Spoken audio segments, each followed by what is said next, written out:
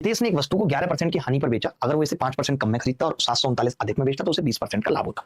ऐसे सवालों को आपने देखा होगा, एक तरीके से करते हो, कोई दिक्कत भी उसमें नहीं है। मैं पूरी बात खोल के बताऊंगा, मेरा ये नेचर है कि मैं आपको बताता हूं कि मैं ऐसा क्यों कर रहा हूं। सबसे पहली चीज क्या होती है ऐसे सवाल में कि आपको लिखना पड़ता है सीपी, लिखना पड़ता है।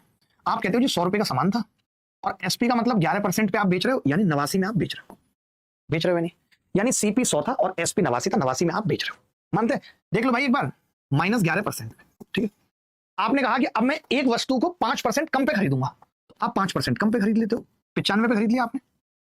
आप कह रहे हो कि मैं इसे 739 अधिक में बेचूंगा, यानी यहां पे आप 739 रुपए जोड़ोगे, ठीक है, जोड़ोगे भाई, सही है।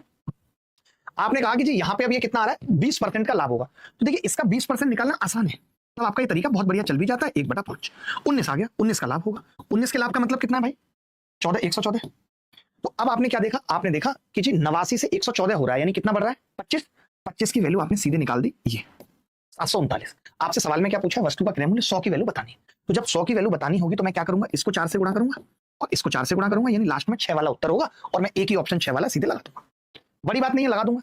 लेकिन मैं ये कह रहा था कि ऐसा तरीका हर जगह काम नहीं आ रहा, ये परेशान कर रहा है, तो क्यों ना हम ऐसा तरीका सीख लें जो हमारे सवाल को बहुत फास्ट करेगा और मजा काट देगा। क्या बुराई है उसे सीखने में? क्या आप तैयार हो?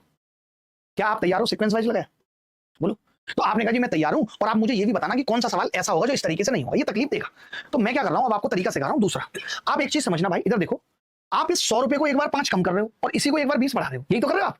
तो मैं ये कह रहा था कि मैं कभी ऐसा सवाल आए तो मैं कुछ करूं ही ना, मैं कुछ करूं ही ना, मुझे तो ना तो मैं एसपी लिखूं ना कुछ लिखूं। मुझे पता है पहले 11% का लॉस था, ठीक है।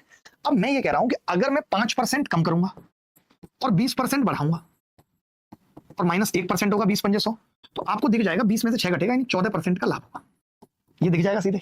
यानी अब आप कह पाओगे कि जी इसका अंतर 25% के बराबर होगा, जिसकी वैल्यू 739 है, तो 100% की निकालने के लिए 4 से गुणा कर देंगे दोनों को, और यूनिट डिजिट कितना आ जाएगा, 6, एक उत्तर हो जाएगा। मैं ये कह रहा था ये 14% निकालने के लिए ये कलेश करने की जरूरत नहीं है कि मैं 89 लिखूं। आप देखो ना कि मुझे कितना कुछ करना पड़ रहा है, मुझे 89 लिखना पड़ रहा है जिसका कोई लॉजिक नहीं।